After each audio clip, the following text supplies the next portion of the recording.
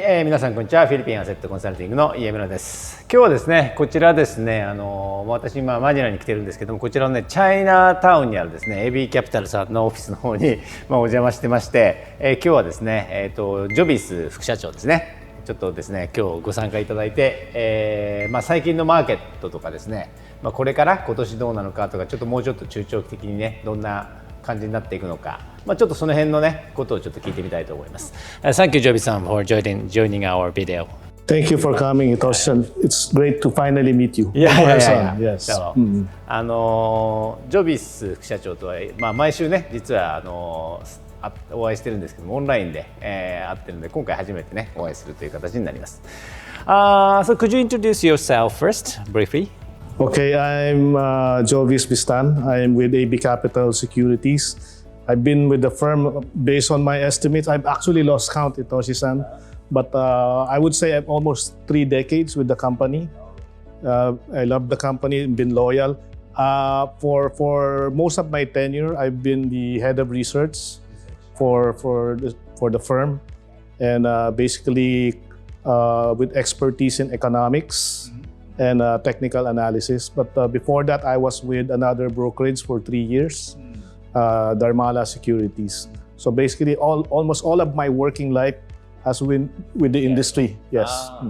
30年ですね、この AB キャピタルでお仕事をされていて、AB キャピタルの中でもですね、本当に一番長いキャリアの、方なんですけども、ずっとですね、リサーチですね、調査の方をね、やってこられて、おりまして、マクロ経済とかですね、に非常にフィリピンのマクロ経済とかにね、非常に精通されているということで、毎週ね、このストマスの会員の方向けにはこのウィークリーラップアップっていうのをやってましてね、ジョビスさんからね、いろいろこうね、個別の株のお話とかも伺ってますけども、今日はね、ちょっとね、全体的なね、フィリピンの株式市場の動きについてね、聞いていきたいと思います。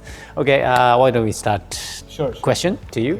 Okay, firstly, the market situation recently a little weak, I think. So, what do you analyze current market situation? First, yes. Well, if you're asking about the current market situation, we've had a very strong bear market rally, Itoshi-san. From the bottoms in October, I think the market may have peaked in February. What has somehow dampened the bull run recently was the sort of disappointment on the part of the market with regards to the behavior of consumer prices. Because towards the end of the year, the market was already anticipating that inflation may have already peaked and it was already going to go on a downtrend. But surprisingly, particularly for the Philippine setting, we were hit with a sharp spike in January, wherein month-on-month inflation went up by 1.7%. And if I'm not mistaken, if you use the current base year of 2018, that's a record high. So the record high inflation more or less changed the view for inflation for this year. In fact, the BSP has already raised their average inflation for this year to around 6%. We actually see it higher.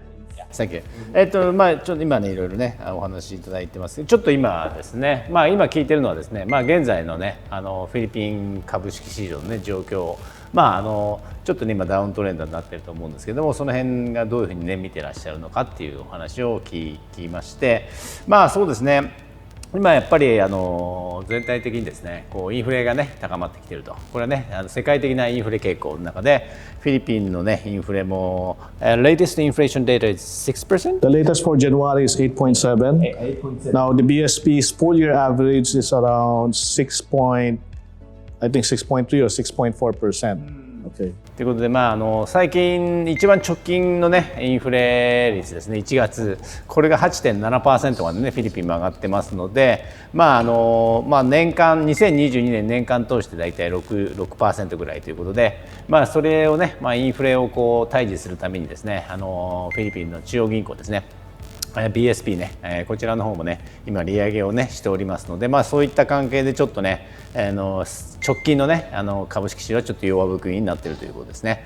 What is the latest policy rate of BSP, and what do you think about the prospect of BSP? The BSP, I think, is they're looking at further rate hikes because of the high inflation scenario. Now, the BSP has two concerns. One is Philippine inflation. Secondly, to keep the benchmark rates in tandem with the rate hikes in the US. So the pressure is coming from both sides right now. So as of the last I heard from our central bank governor, they're projecting more rate hikes, as much as 50 basis points going forward. Right now, if you look at inflation, you look at the real yield, no? Meaning inflation minus the central bank's yield. The current real yield is negative 2.7, which is one of the lowest in Asia. So effectively, that is saying that the BSP needs to be more aggressive for them to be effective in addressing inflation. Okay. So BSP BSP is policy currently at rate? 6%. The overnight rate is at 6%. 6% now. That's right. Okay. I So but see. inflation is 8.7. Okay, So for you that's on negative. to have a positive yield, the BSP rate should be at 9%. Okay. Either inflation goes down or the yield has to go up more aggressively. So that's the kind of pressure we're experiencing right now. Okay. そうですね。そういったことで、ちょっとね、すごい内容的にはちょっとテクニカルな内容になっちゃうんですけども、世界的な今動きですよね。インフレとこの金利というところでありまして、フィリピンの方は直近が 8.7% のインフレまでいってるんですけども、中央銀行の方もね利上げをしておりますので、今6% ですねになってますというところなんですけど、でもですねこれインフレが 8.7 なので、まだね金利の方が、低いということでマイナス 2.7% ですか、低いということで、これ東南アジアの中で一番低いらしいので、そういった意味ではこの、中央銀行の利上げがもう少しねしばらく続くだろうということで、そうなってくるとちょっと株式市場、直近のね株式市場にとってはちょっと弱含みなのかなというところであります。Okay, we understand the current market situation. So what do you think about the market turnaround is? When will the market turn around? Well, right now is the earnings reporting season, Hitoshi-san. And most of the earnings that have come out for the full year is within expectations. Now, we are going through a series of earnings calls with these listed companies for the outlook going forward. But the one thing we notice, Hitoshi-san, is that most of the companies have cut down in terms of capital expenditures. Cut the capital expenditure. So that sends you a signal that they're becoming less aggressive. So we sort of would temper that. I think what we can say is that at least for the first quarter of this year, the market would be cautious. Okay, because they want to be more, how would I say this, have a better picture of what's going to happen. We believe that inflation will start taper off in the second quarter, because the base by next year would already be higher by the second quarter. And hopefully by then the supply chain situation would be addressed. So if there would be a turnaround, Hitoshi-san, I think it should be by the second half of the year. So the first quarter would more or less be weak. You go into the Holy Week period, which is normally a dull period. But by the second half, I think things will become a little bit more clear and positive, hopefully. But right now, the earnings that they're projecting are being maintained. If you maintain the earnings without any major downgrades, the index should be at 7,500 by year end. 700, 500 in the, Yes, at the end of the year. Yes, that's right. But most of the bullish price action will happen in the second half. そうですね、今ね現状はねこういったちょっと高金利高インフレ続いてるんですけど、さすがにねこれもねピークアウトをねしてくるだろうということなんですが、直ちにねちょっとピークアウトするというよりはですね、ちょっとこの今年の2023年の第一四半期ですね、こちらはまだちょっとですね市場関係者もまだちょっとこうねコーシャスっていう言い方してますけど、ちょっと注意深く見てるんで、そんなにねまだなんていうのかな、上がっていくっていう感じではなくて。セカンドクォーターですね、第2四半期ぐらいからですね、徐々にですね、そういったそのインフレのピークアウトだとかですね、金利の利上げが止まってくるとかね、そういうのがね出てく来るというね、そういう前提でいくとですね、株価がですね、本格的に回復してくるのは、今年の2023年のですね、下半期ですね、ここからは上がってくるんじゃないかということで、ジョビスさんの予想としてはですね、今年の年末ですね、7500ぐらいね、試すような動きになるんじゃないかと。Today the latest price is 6,600 It's around 6,600. 6,000 で your It's actually here 6,622. 622ね。今日のね、今ビデオを撮ってる今日の終値が6622なんで。So 7,500 is pretty big jump. It could be happen in the Actually, second if you half. look at the other brokers, some are projecting 8,200, or even higher. Yeah. これは他のね証券会社はもっと8000とかね予想しているところもあるんで、結構ね今日の価格から見るとね結構ね大きく上がりそうなんですけどもね。はい。Okay, we understood the market situation and inflation and financial policy. From now I want to hear about more fundamental and industrial business side of. But before that, Hitoshi-san, if I may say, the 7,500 is my personal target. We have to come up with our house view. We don't have a final house view yet for the year end. I'm assuming no changes in projected earnings. 7,500 is using the average PE for the last 5 years, just for you to know. Okay. この7500っていうのはね、このジョビスさんの個人的なね資産ということなんですけど、過去のねその PER とかからね、見るとそれぐらいいけるんじゃないかというお話であります。Okay,じゃあ let's go to the more fundamental business. Yes. In a point of more medium and longer term. Sure. So for as an investor like us, what industry or what sector is going to be good to invest now? Well, right now we really like the utility sector. Obviously, with the uncertainty in the economy, you want to go defensive. And defense, you cannot get more defensive than power and water, regardless of the situation of the economy. These services are inelastic in demand, particularly power. Considering that power we have a supply-demand imbalance. If you actually look at the price of the Western prices, which is the market price for electricity, has been going up quite substantially. So I think from December, it's around 5 pesos per kilowatt, now to around 7.4 pesos per kilowatt. But I have to check the numbers, Itoshi-san, but that's my estimate. Now, for water utilities, in the same demand is going to be inelastic.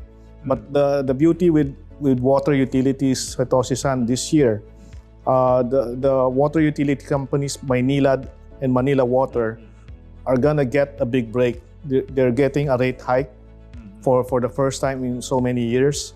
So that should definitely translate to higher earnings for the likes of Manila Water, DMCI, and Metro Pacific.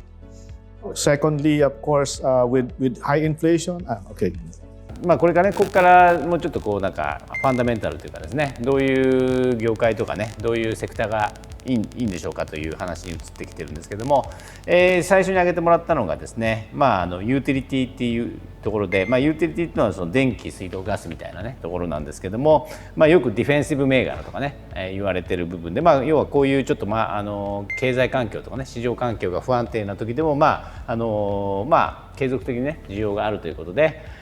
電気ですよね、水道というところで、あと、フィリピンもですねこのインフレの流れの中でですね、この電気水道のねこういったものもですねこういったものは公共サービスなんで、勝手に値上げとかできないんですけども、一応この値上げのねが承認とかもされているので、この辺りはねディフェンシブ銘柄として面白いんじゃないかということで、パワーですね、パワーメラルコ、Aboitiz Power, power generation companies like Aboitiz Power, Semirara, and yes, Meralco. And Meralco ね。Yes, water utilities would be Manila Water. Manila Water。はい。で、具体的な、銘柄とするとですね、発電のねアボイティスパワーとかですね、あと、同じく発電のセミララーマイニング SCC ですね、それからあとマニラエレクトリック、メラルコですね、こういったところが、電力関連の銘柄としては面白いんじゃないかと。あと水道の方はですね、こちらはですねマニラウォーターですね。Okay. Next sector would be banking. Obviously, with high inflation, pressures on interest rates are going up, and we are very bullish only on the big banks, the big three, because some of the smaller, medium-sized banks are experiencing a margin squeeze because they are not able to increase their deposit levels, the low-cost deposit levels. It's only the big three banks. No? So net interest margins have been going up evidently on the big three. So beneficiaries, particularly Metrobank, BDO, and BPI. なるほどね。はい。で次のね注目するセクターとしてはその銀行ですね。はい。これはね当然ですね日本の銀行株なんかも今結構ね注目されてますけども、結局ね金利がね上がってくるとですね、銀行のね貸し出し金利もね上がってくるというところで、銀行ただ全部の銀行というよりはですねやっぱりこうやってね価格転嫁じゃないですけどもこう金利をねしっかり上げていけるところというところで、フィリピンのねビッグ3ですね、ビッグ3バンクで、これ何かっていうとですねメトロバンクですね、メトロバンク、BDO、BPI ね、この3つの銀行株が注目じゃないかということであります。Thank you. Please go to next. Next sector would be, if you notice a lot of narratives with regards to China reopening. Our favorite China reopening industry, of course, is the hotel leisure industry. Our favorite stock there is Bloomberry. Yes, Bloomberry. So we also think that the airline companies will also benefit. And the one we like, although right now it's still in the red, we believe that they will turn around this year, and that's Cebu Air. Cebu Air ね。OK。はい。で次はですね、中国のねリオープンということでね、中国関連の銘柄で注目できるのが。銘柄というかまずセクターですね、ホテルですよね。当然ねインバウンドのお客さん、中国からのお客さんがねかなり急増すると見られておりますので、ホテルのところとしてはですね、銘柄としてはねブルーンベリーでもこちらはですね、ホテルなんですけども、実はねカジノもねやってるカジノホテルなんでね、そういった意味ではすごく注目できるんじゃないかと。それからですねもう一つは航空会社ですね、航空会社はセブエアラインですね、こちらの方に注目しているということであります。So you don't pick up the PAL?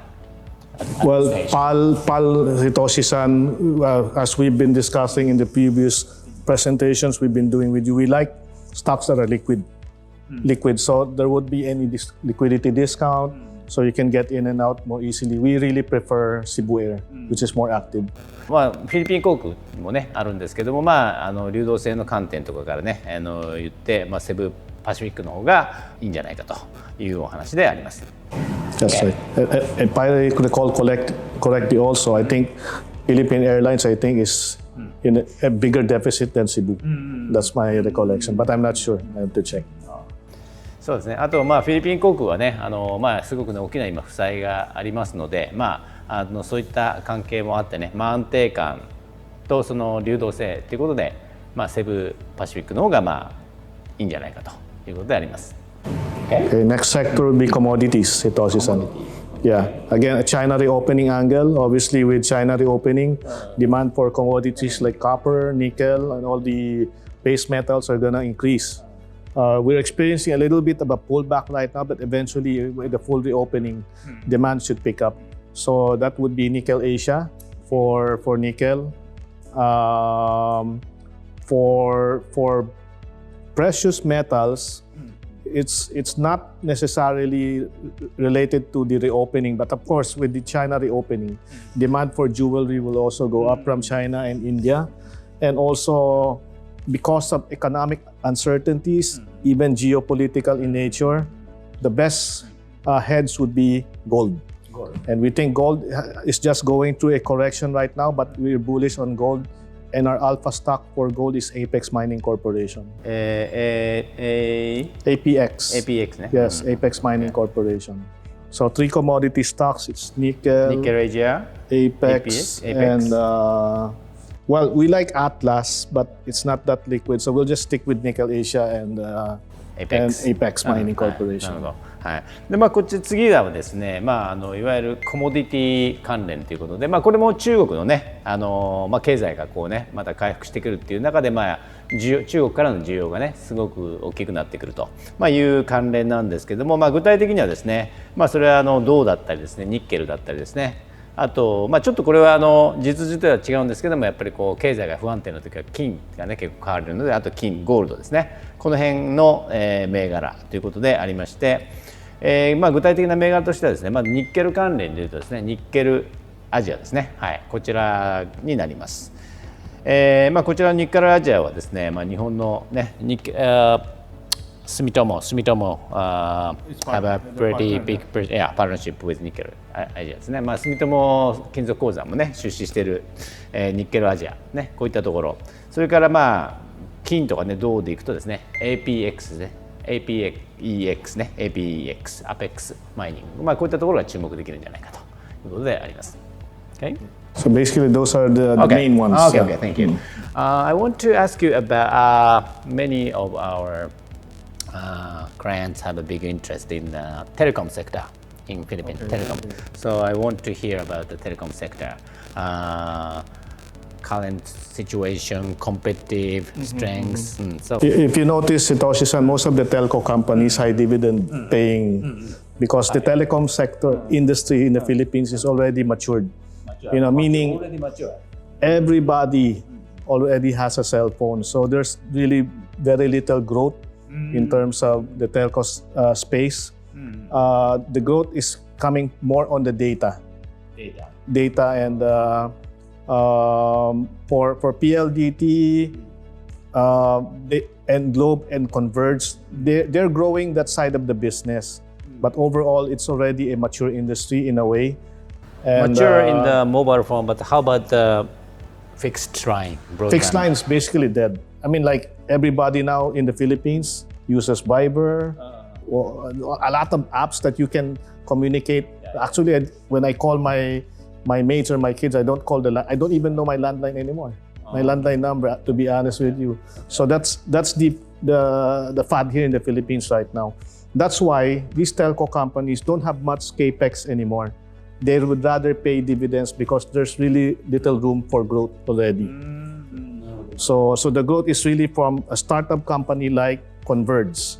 But even Converge has already indicated as early as the third quarter last year that growth is already tapering off. And that's also reflected in the share price.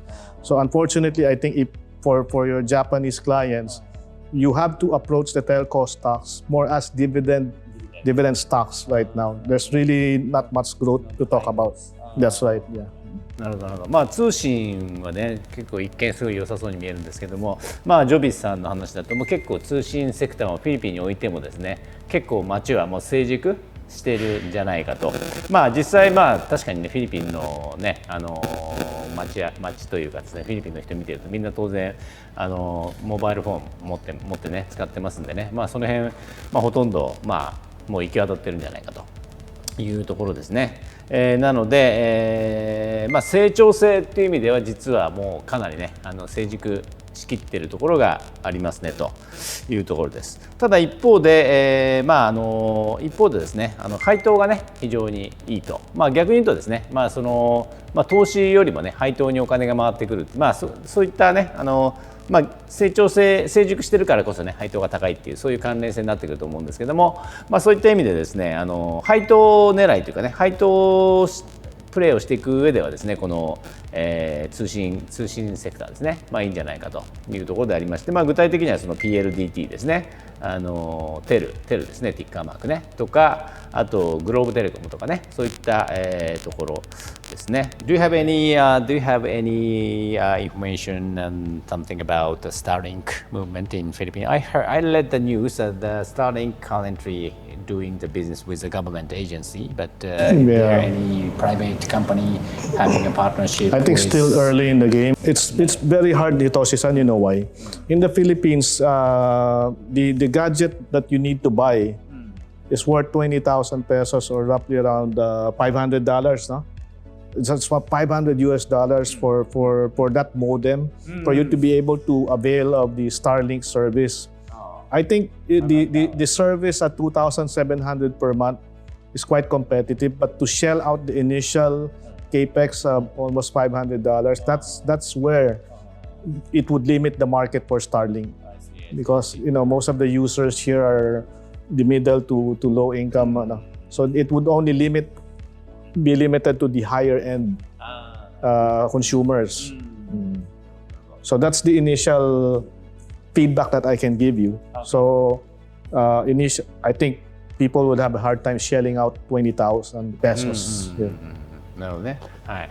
ちょっとスターリンクがね、フィリピンに進出してきてるわけなんですが、じゃあ具体的にね、このスターリンクがねの関連でね、フィリピンの株でね、どこが影響あるのかっていうのをちょっと聞いてみたんですけども、今のところですね、もちろんフィリピンにも進出してきてるんですけども、このスターリンクのこのモデムですかとかもね、結構$500ぐらいするらしくて、かなりね、フィリピンで高額になるので、浸透していくのには結構ね、時間がかかるんじゃないかっていうのと、ある程度本当にこう富裕層というかね、そういったところに限定されるんじゃないかということで、実際のこの株価とかにね関わってくるのはもうちょっと先なんじゃないかというお話でありました。We'll give you a feedback within 1 month. Let's see. Within 1 month, let's see how the market would react to this new product. Okay, that's all my questions. So do you want to say something more? I just wanted to add, since you asked about the telco, Starlink coming in, that's gonna be bad for PLDT, Globe, and Converge.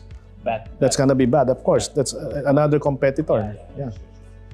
That's another negative for telcos. スターリンクのね進出に関してはね、この大手のPLDT とかね、グローブに関してはね、純粋に競合が増えるということなんで、方向性としてはネガティブなインパクトがあるんじゃないかというお話でありました。はい。Okay, that's all my question. Do you want to add something? Probably more Toshi-san, potential black swan. Potential black swans. Black swan. Yes. One would be geopolitics. So geopolitics would be something that we also have to watch out for. The problem with inflation, okay, using emergency powers and in a way imposing price controls.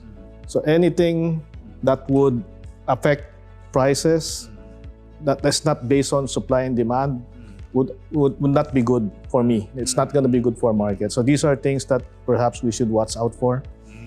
How the government will manage inflation. Will it be monetary and fiscal policy, or will there be intervention? So those are things that are quite worrisome. The positive really is we have to go through all of these things and let the market correct itself. Interest rates would eventually correct itself, and the supply chain problem, I think the government is moving towards the right direction in entering this pre-pack agreement within the ASEAN nation, which would basically impose zero tariffs on agricultural products to address the supply chain problem here. So these are things that hopefully, as I mentioned, we can see evolve in the second half of the year. なるほどですね。今ちょっと付け加えてもらったのは、一つはその地政学的なリスクって、その台湾とかですね、中国とのね問題がね、出てきているので、この辺がねどういうふうにそのフィリピンのね経済とかね市場に影響してくるのかっていうのはちょっとちゃんと見といた方がいいですよっていう話ですね。それからあとは自由貿易協定リセップですね。これがフィリピンがねいよいよリセップにですね参加していくっていうことになってきましたので、ここでねプラスにね働いてくる業界、それからマイナスに働いてくるね業界とかあるんで、この辺もね、よく見といた方がいいんじゃないかというお話でありました。はい。Okay, that's all. Thank you. Thank you very much for your Thank you for having me. presentation. Thank you. Thank you.